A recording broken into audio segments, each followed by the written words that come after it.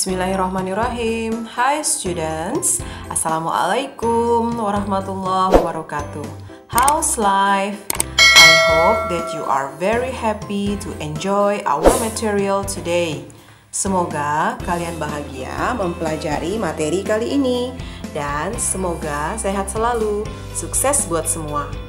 This time we are going to discuss obligations atau keharusan and prohibitions atau larangan.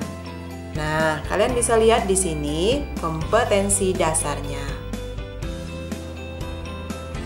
Jangan lupa, sebelum kalian belajar, kalian harus berdoa terlebih dahulu agar pembelajaran kali ini berkah sehingga kalian bisa mendapatkan manfaatnya.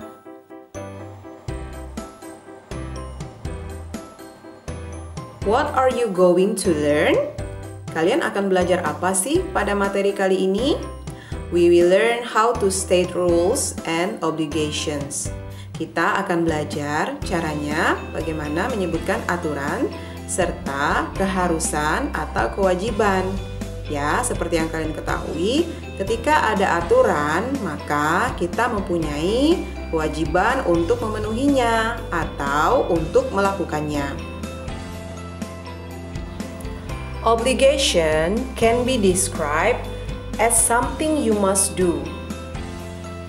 Keharusan dapat dijelaskan sebagai sesuatu yang harus dilakukan.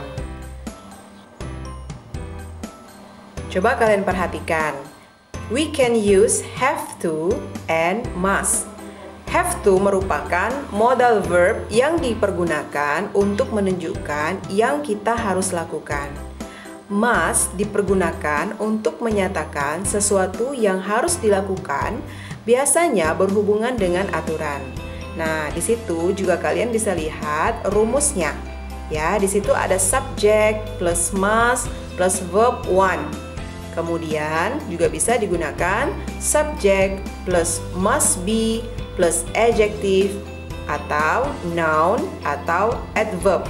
Jadi, kalian bisa menggunakan kata must dan must be untuk digunakan di dalam kalimat. Jangan lupa, setelah kata must, kalian menggunakan verb one atau kata kerja bentuk pertama. Nah, setelah kata must be, kalian dapat menggunakan adjective atau kata sifat, serta noun, kata benda, dan adverb atau kata keterangan. Nah, silakan dilihat examples, contohnya. Do we have to bring a plant for our schoolyard? Apakah kita harus membawa sebuah tanaman untuk halaman sekolah kita? Nah, contoh yang kedua, do you have to go? Apakah kamu harus pergi? Contoh berikutnya, I have to go to school at 7 o'clock. Kita harus berangkat ke sekolah pukul 7. We have to show ID cards. Kita harus menunjukkan kartu pengenal kita. Nah, dari keempat contoh ini kalian bisa perhatikan bahwa di situ ada kewajiban yang ada di dalam kalimat, ya, sehingga kalian bisa mencobanya nanti dengan kalimat tersendiri atau contoh kalian sendiri. Tentu kalian akan semakin mudah membuat kalimat menggunakan have to berdasarkan contoh-contoh tadi. Selanjutnya, kalian bisa perhatikan examples, contoh-contoh menggunakan kata must. All students must wear uniform. Semua murid harus menggunakan seragam. Nah, contoh yang berikutnya, you must speak louder. I cannot hear you. Kamu harus berbicara lebih keras. Saya tidak dapat mendengarkanmu. Nah, satu lagi, we must be aware of poisonous animal. Kita harus berhati-hati dengan hewan berbisa. Nah, ini penggunaan kata must. Kalian juga bisa membuat contoh sendiri berdasarkan contoh yang sudah diberikan. Nah, siswa sekalian, yang berikutnya ini kita membahas tentang prohibition. What is prohibition?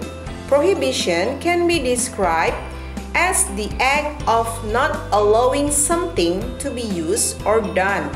Larangan dapat dijelaskan sebagai tindakan tidak mengizinkan sesuatu digunakan atau dilakukan. Ya, jadi ini kita bicara tentang larangan. We can use must not. Must not dipergunakan untuk menyatakan sesuatu yang harus dilakukan, biasanya berhubungan dengan aturan. Rumusnya, subject plus must plus not plus verb one, ya. Adapun contohnya, you must not borrow more than 4 books at a time. Kamu tidak boleh meminjam lebih dari 4 buku bersamaan. You mustn't sleep here. Kamu dilarang tidur di sini.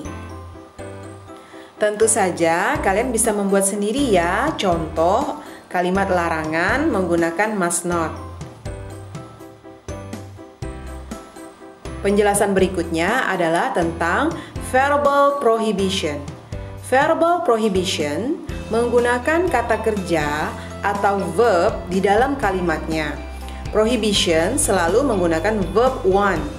Ya, kalian harus ingat bahwa kalimatnya harus dimulai dengan don't atau do not.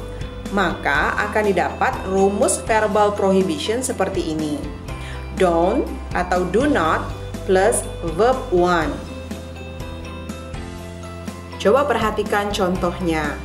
Don't step in the grass. Jangan menginjak rumput. Don't swim too far. Jangan berenang terlalu jauh. Don't run in the hallway. Jangan berlarian di lorong. Kalian juga bisa menambahkan kata please. Di sini maksudnya kalian akan memberikan larangan secara sopan. Polite prohibition. Please don't leave me alone. Tolong jangan tinggalkan aku sendirian. Please don't go. Tolong jangan pergi. Don't speak loudly, please. Jangan berkata terlalu keras, tolong. Don't smoking, please. Jangan merokok, tolong. Nah, ini adalah contoh dari polite prohibition atau larangan yang terkesan sopan. Nah, siswa sekalian, ada juga yang namanya nominal prohibition. Kalimat larangan yang mengandung kata adverb atau kata keterangan, noun kata benda, dan adjective atau kata sifat. Maka rumusnya adalah don't plus be plus adverb atau noun atau adjective. Perhatikan contohnya. Don't be mad at me. Jangan marah padaku. Don't be hopeless. Jangan berputus asa. Don't be late. Jangan terlambat. Don't be sad. Jangan bersedih. Don't be lazy. Jangan malas.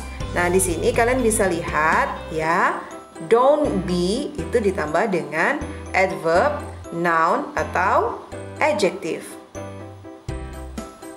Kalian bisa coba sendiri ya membuat contoh lainnya. Oke, penjelasan berikutnya tentang prohibition no plus verb ing. Makna no di sini sama artinya dengan don't, yang artinya jangan. Contohnya, no smoking, dilarang merokok. No fishing, dilarang memancing. No littering, dilarang membuang sampah. No feeding, jangan memberi makan. No tipping, jangan memberikan uang tip. No parking, dilarang parkir. Oke, mudah-mudahan pembelajaran kali ini cukup mudah untuk kalian pahami. Silahkan diulangi kembali videonya untuk mendapatkan penjelasan lebih mendalam. Thank you very much. Assalamualaikum, see you. Alhamdulillahirobbilalamin.